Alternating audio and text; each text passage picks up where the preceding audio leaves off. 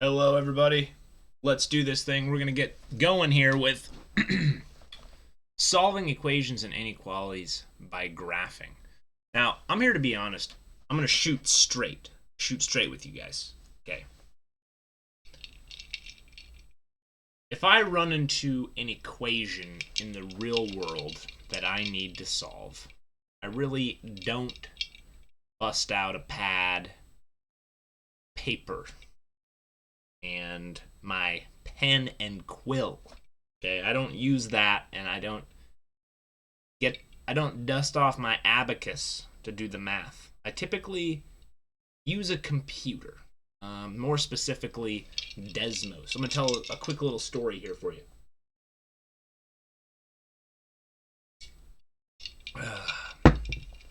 Okay, so the way that we do this in the biz, and by in the biz I mean in engineering club. So in engineering club, last year we were building our trebuchet and we ran into this problem.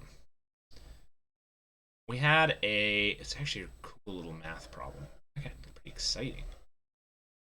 We had a sheet of plywood 4 by 8 foot by 1/2 inch thick. And what we were going to do, we were going to make in the wheels for our trebuchet. We took our 4 by 8 sheet of plywood and we cut it vertically and horizontally until we got 4 rectangles, 4 rectangular chunks that were 2 feet, 4 feet. Okay? 2 feet by 4 feet. And we glued them all together. Boom. Sandwiched them together. And then what we needed to do was we wanted to cut 4 circles out of this and make the circles as large as possible. And so we ended up deciding that the best pattern, there probably was a better pattern to this problem, but we figured the best pattern was to do 4 kind of circles staggered like this. Anyways, long story short, we ended up with a system of equations, and we did some like a little, maybe like a derivative, some calculus or something. But then when it came down to crunch time, like actually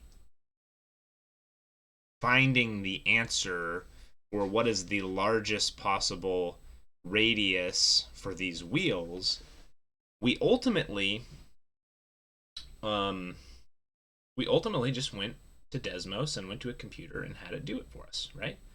That's the reality of the situation. So today you are going to be teaching a computer how to do some of the math for you, and that is a very worthwhile skill to use, right? Put away your abacuses, abaci. I don't know what the plural is.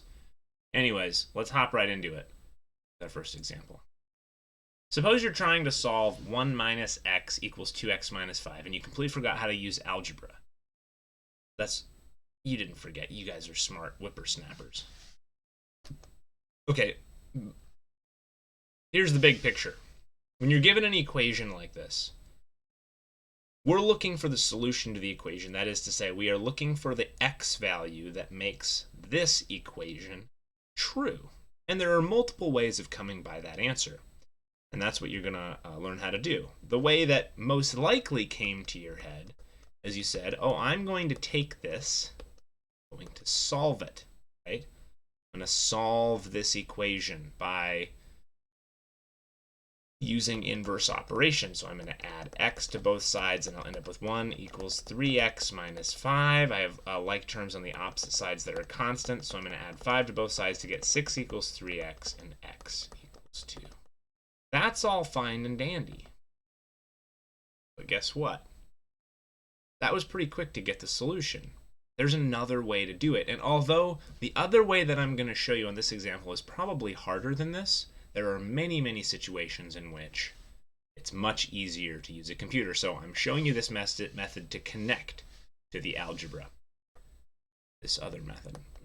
Change colors. All right. In purple, I'm going to do 1 minus x. 1 minus x in slope-intercept form is negative x plus 1, which has got a y-intercept of 1, slope of negative 1. So it looks like this.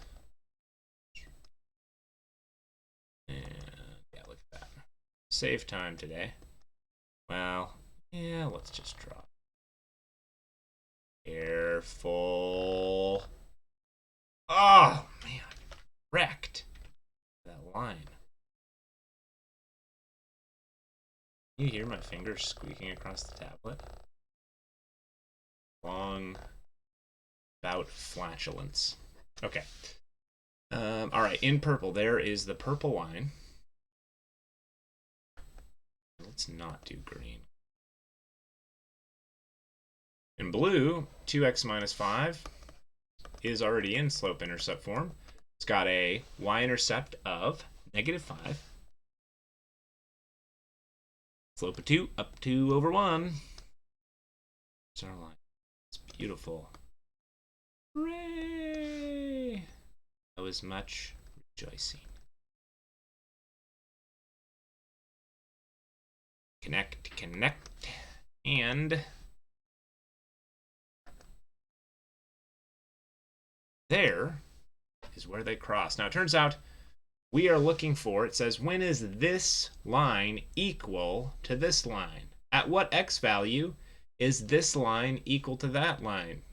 Is the value, at what value is at what x value is the value of my function in purple the same as my value of my function in blue? It turns out that x value is 2. So we can physically see the solution to this equation by graphing the left side, graphing the right side, and finding the x value where they cross.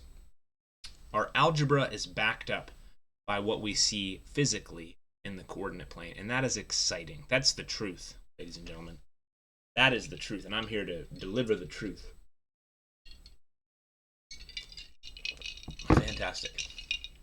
Yeah, so that's what we can do. All we have to do, figure out where they're equal, is graph them, look where they cross, and the x value is the solution of interest. Okay, what are the advantages of this? What are the advantages of this? Well, the advantages are we don't need to solve.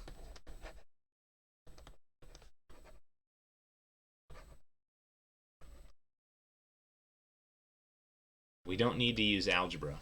That's awesome. If you're using a computer, it can be really quick. Be very quick, and you can see like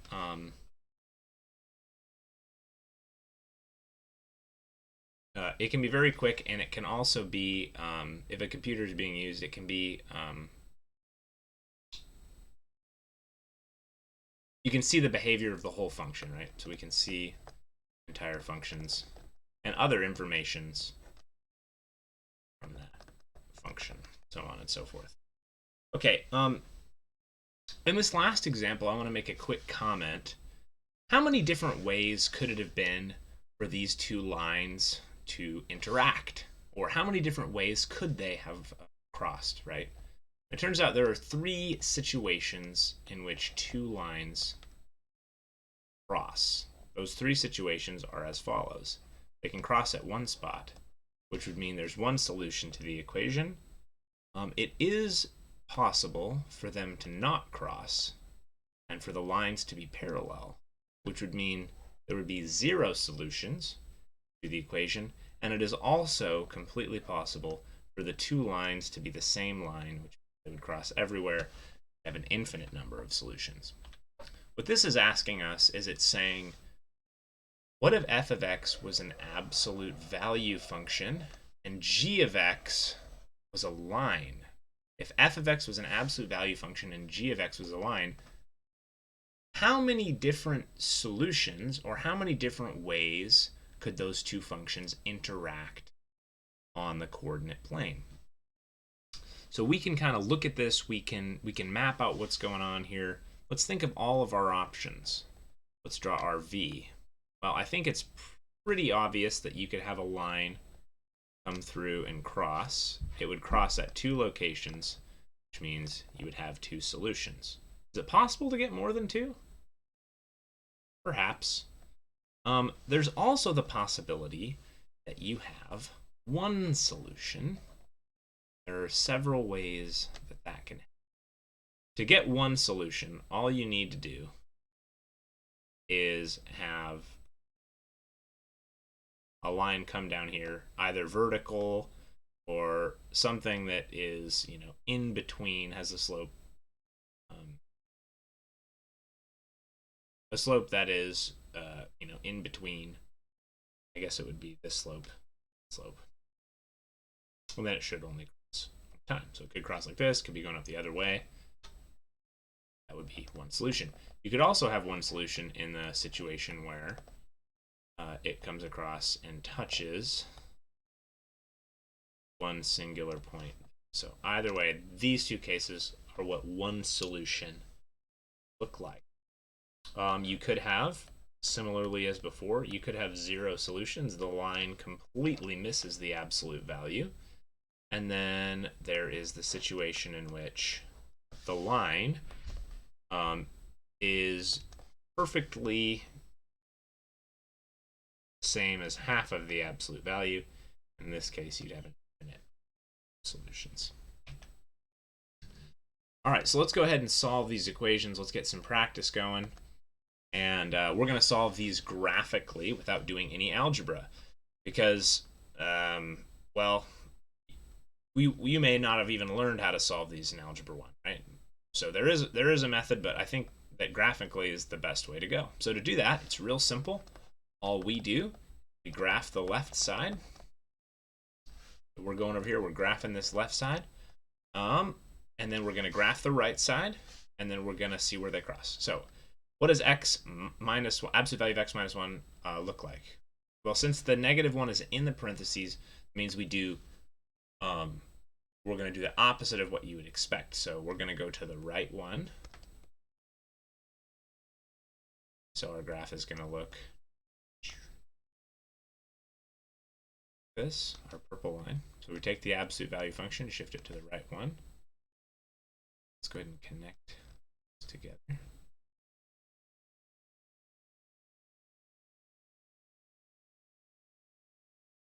It's so hard when you can't see.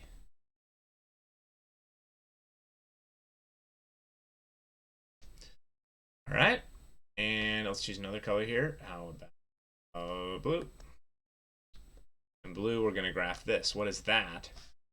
That's a line with slope 1/2, y-intercept 1. So right away, we can see that we're starting with our y-intercept here. That's one of the solutions, right? Got a slope of 1/2, which means up 1 over 2. This direction, just like so.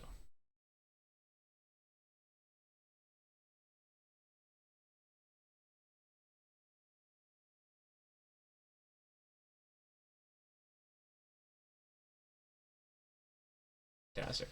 And so our solutions are the two x values where the functions cross. So solution 1 is x equals 0. Solution 2 is x equals. Now these, when I say solution, again, what does that mean? That means these are the numbers that make the equation true. And we can check. We can check to see if these solutions make it true. We can say, is 0 minus 1? We can ask ourselves the question.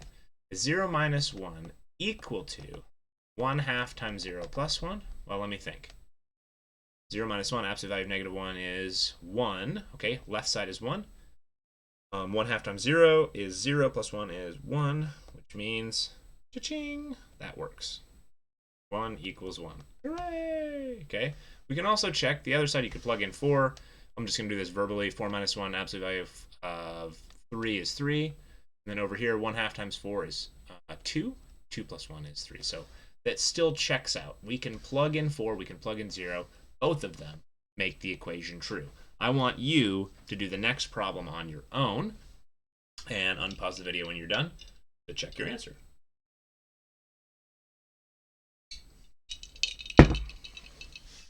Game time.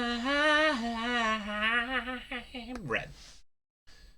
-1/2 x minus 2. No equation writing this time. -1/2.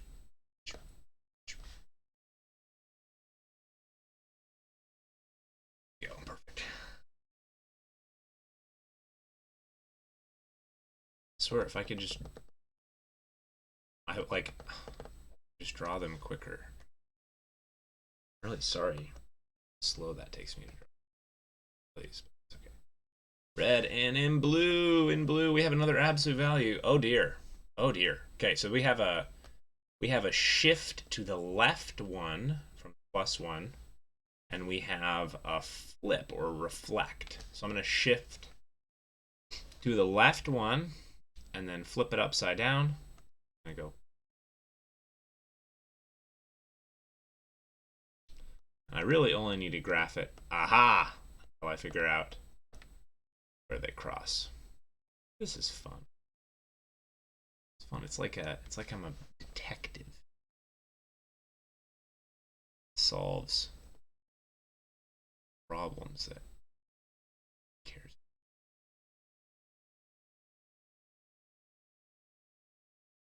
I'll tell you what, I care.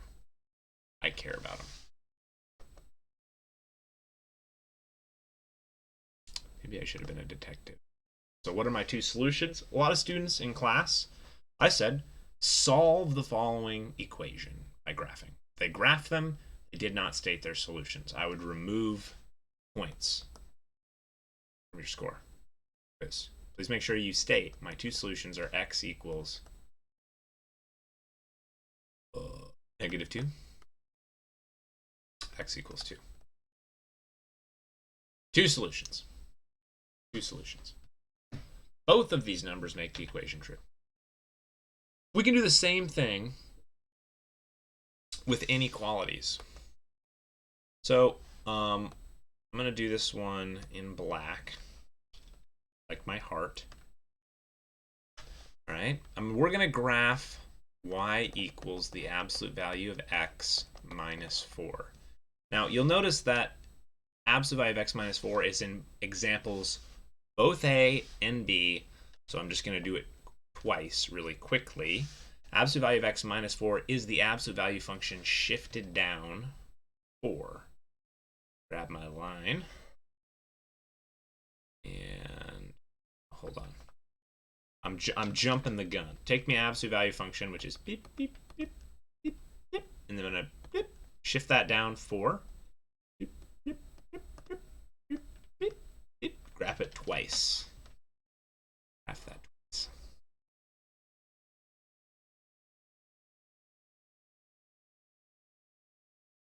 To me.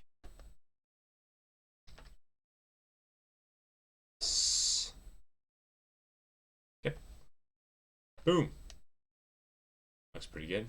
Graph. There's the first one. Maybe it's faster to just draw it. Just can't escape these slightly squiggly lines. I'm about to start tough talking this absolute value graph. Here we go. That's right. That's right. Absolute value. Yeah. Okay. So this says, now we're looking for all of the x values that make this inequality true. Now, when you solve an equation, you usually get, maybe a couple solutions. Sometimes you get an infinite, but not very often. You usually get one solution for like a linear equation or something like that. For an inequality, there are usually an entire range of values that make the inequality true. So we're going to have an infinite number of solutions to this equation. And I'm asking you to find them as inequalities and in interval notation. Let's do that right now. And let's think about what this means. What does x squared minus 4 greater than 0 mean? Well, it means, where is it? Greater than 0 means positive, right? Where is it positive? That's what this means right here. Where is it positive? And we learned in 1-1 that positive really means above the x-axis, right? And so we're looking for, where is this function above the x-axis? Well, it's not above where it crosses. That's an open circle, but it is above the x-axis for all of these x values. For what x values is it above the x-axis on this side? From here all the way over there. So it's not above on the line because that's where it crosses. All right, fantastic. That's kind of what we got going on here. All right, so let's move forward. What is this as an inequality? Would say we're looking for x values that are, that number, -1, 2, 3, x values that are less than -4. But it's also okay, so x values less than 4, okay, or it's okay if those x values are bigger than +4. So there is our compound inequality that expresses the two regions that have our solutions. So for example, you could pick 5. The absolute value of 5 is 5. 5 minus 4 is 1, which is greater than 0. It'll make it true. Cool. If you pick 4, it's not true because it'll say 0 greater than 0, which is false. In interval notation, this will be -infinity to -4, -infinity to -4. And anytime you have an or, when they're separate groups, you're going to have a union or to infinity. Okay, so what is this one asking us? This one is asking, please look for the areas where it is less than or equal to 0. Less than or equal to 0. Okay, that means less than or equal to 0 means below the x-axis, right? Below means negative. I should have said negative. Other side means it's negative. Where is the function negative? The function is negative when it is below the x-axis, or when it's on the x-axis, because we have this equal. So since there's an equal there, we are going to put a dot, and it is below where in between.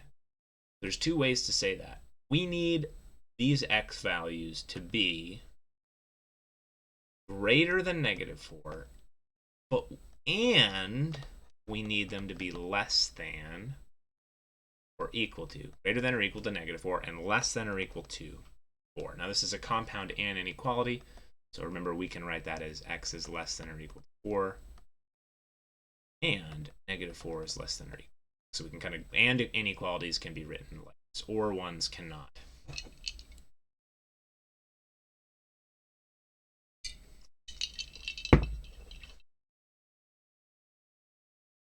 Super.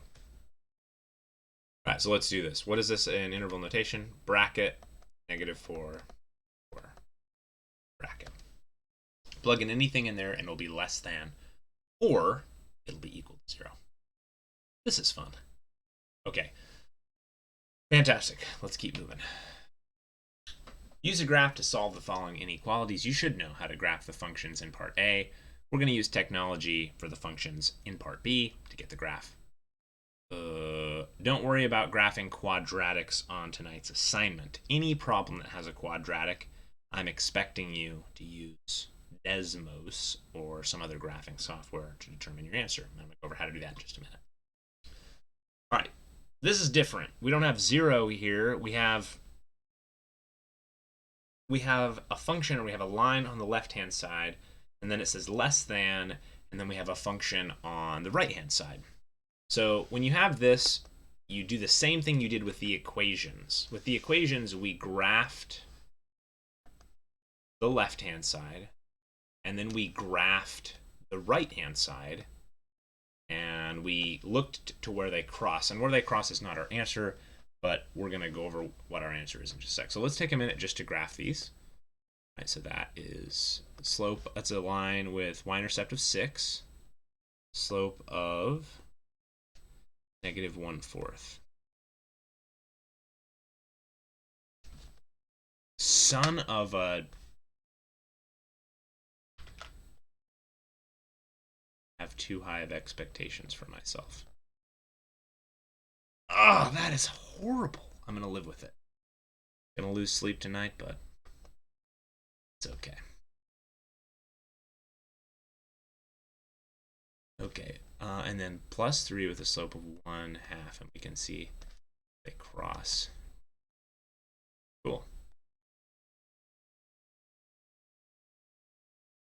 Okay, so we have our solution. Solution is well, we know where they cross rather is 4, 5, 4, 5.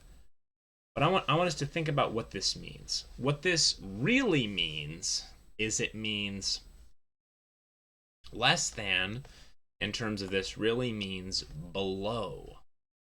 So we're looking for the x values. This less than really means below. So we're looking for, where is the purple line?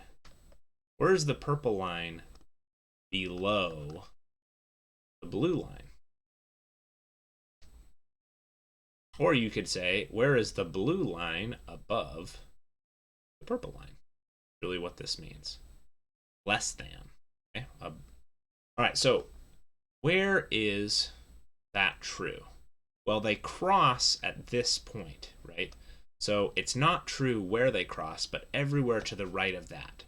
So since it's not true at the point, we put an open circle, shade everything to the right of that. So let's just use this in interval notation. Interval notation, that's going to be from 4 to infinity, excluding 4. Where is the purple line below the blue line? It's all of these x values. Okay, now this one, we're going to require some graphing software. So you're going to want to go to desmos.com. And we are going to plug those bad boys in. It is, let me just type this in real quick. Let's do it. That is y equals x squared. Now to get that little squared symbol, you're going to press Shift 6, which is, it's called the caret. So you're going to need a couple symbols on tonight's assignment.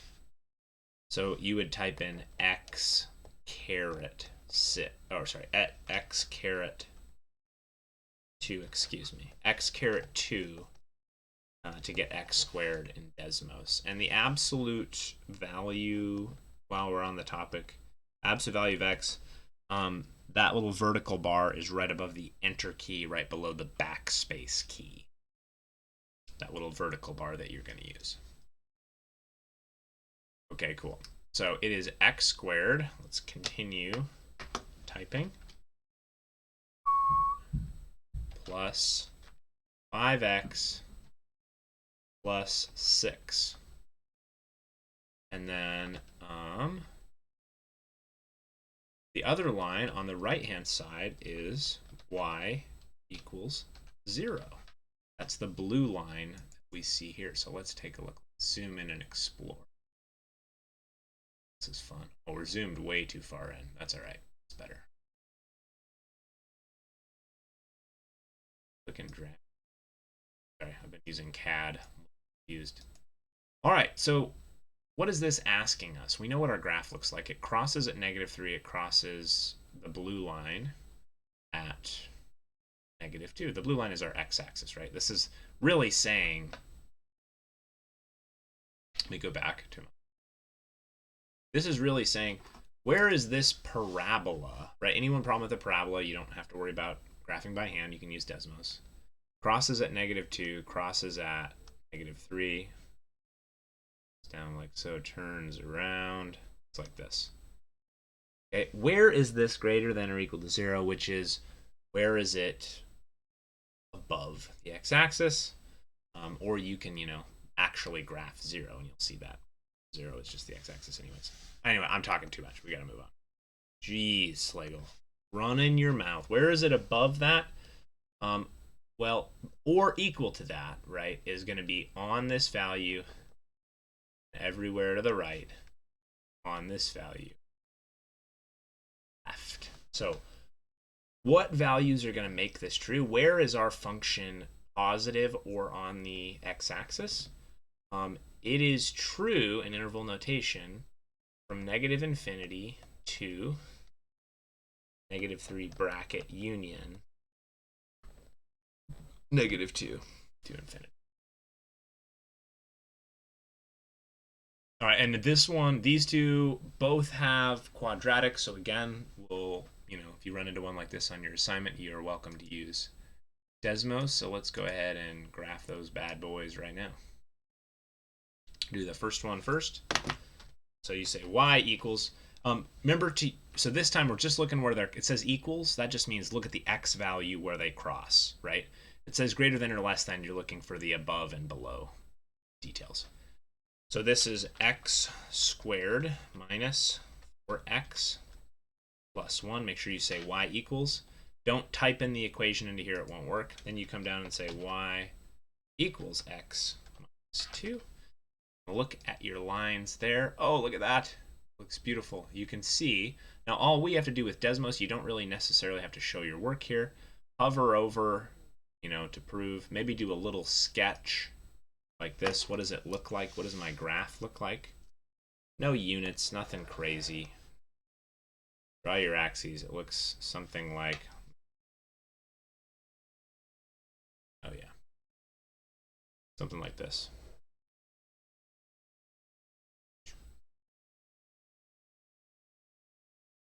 And our two solutions are right here. And our two solutions are back points. You're looking for the x value, remember. So it is 0.697 and 4.33. So our two solutions are x equals 0.697 and here x equals 4.30.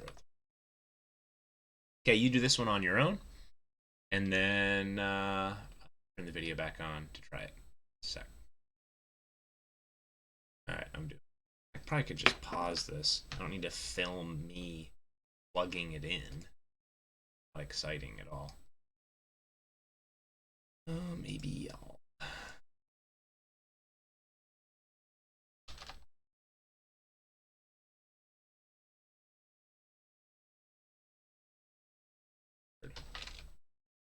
It's 2x minus 1. And 1. So this is where you're going to need to use that absolute value bar below the delete key. Shift backslash, I think. It's 2 plus 2. All right, and we can, maybe do a little sketchy. Okay. All right. What does this look like? My sketch in my brain is like this. Let's go back and see one more.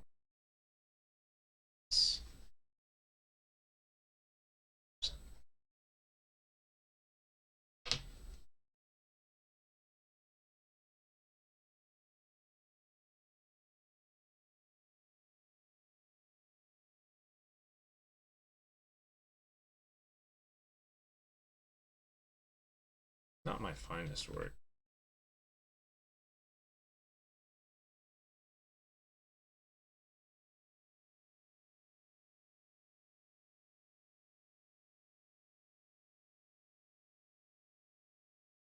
We have two solutions, and our solutions are negative 3.303, 1.79.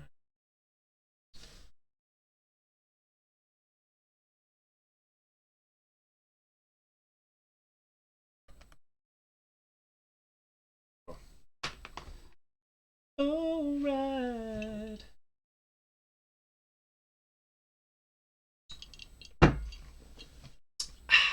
Oh, x equals. Awesome. Okay.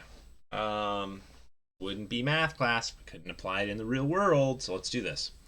The amount in thousands of dollars that a company earns in revenue for selling X items in the hundreds is given by R of X equals negative 1/2 x squared plus 10x minus 4. The expenses in the thousands of dollars for selling the items in hundreds is E of X equals negative 1/3 x plus 8.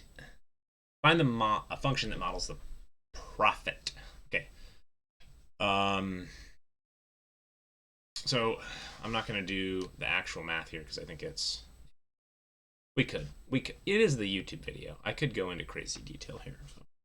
But we got to understand what revenue and profit are. Okay, revenue in this case, this is the money, that customers, you're the owner of the business.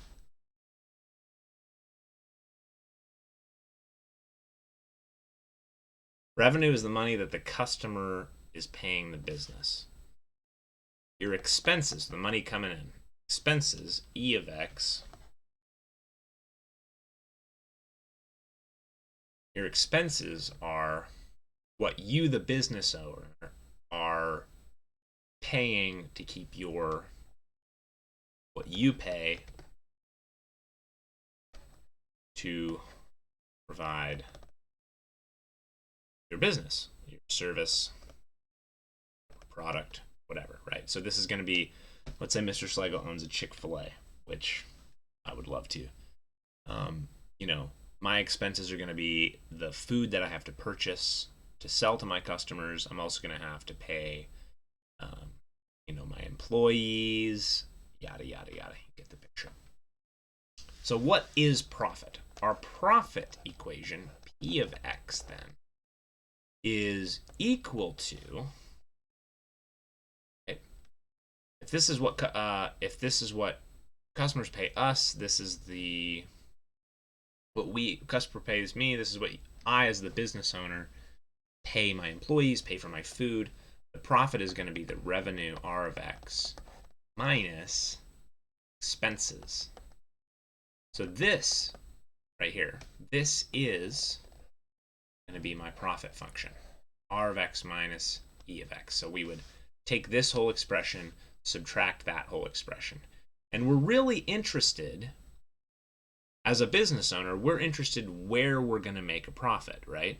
For what values of X are we going to make a profit? Making a profit means my revenue is bigger than my expenses, aka this is greater than 0. Now we could add E of X to each side of the equation. It is logically equivalent to say, where is my revenue greater than expenses? Or more specifically, where is negative 1/2 x squared plus 10x? Oh, shoot. I was teaching so diligently. Mess that up. Where is it greater than negative 1/3 x plus 8? So we're looking for the values of x in which our revenue is greater than our expenses, because that means we're making money. Now, what you have to realize is, if you're trying to sell a product,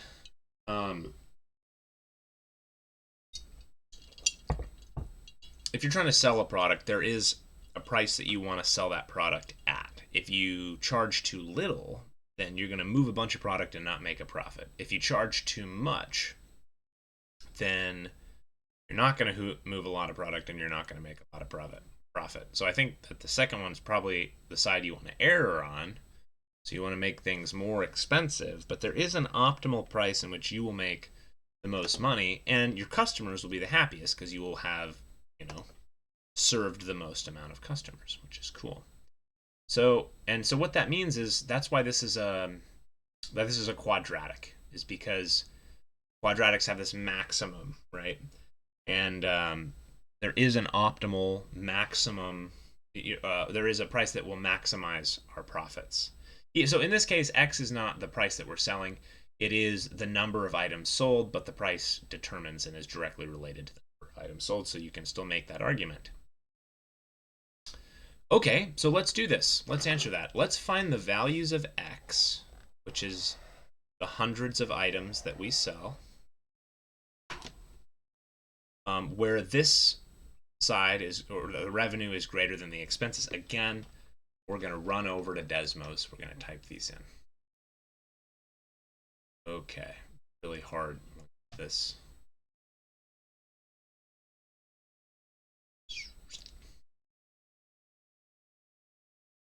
All right, negative half. Press the over arrow there. Press the right arrow. x squared over arrow again plus 10x minus 4. Can we get a look at this thing? There she is. What a beaut. Look at that. Phone is exploding. I apologize. Okay, so this is our revenue equation. Our expenses, negative 1/3 x plus 8, can be listed here. So wherever the green thing is greater than the red thing is where we are going to make a profit. So let's go ahead and check that out. That's 1.235 from 1.235 to 19.432. 235. So let's write that. From 1.235 to 6. 19.432. I'm writing this in interval notation, right? This is an interval, not a point. Not a point. From 1.235 to 19.432. But remember, x here is hundreds of items. So if we really want to be accurate, if you sell anywhere between 123.5 items all the way up to 1,943 items, right? If you sell anything in that range, you're going to make a profit. This doesn't tell us what the best price to sell is, but it does tell us where we make a profit, which is interesting. Okay. Super.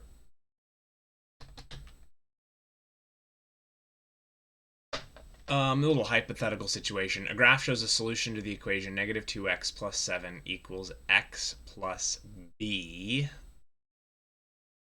So the solution to this is 3. The solution 3 makes this equation true, but we don't know what b is. Find the value of b.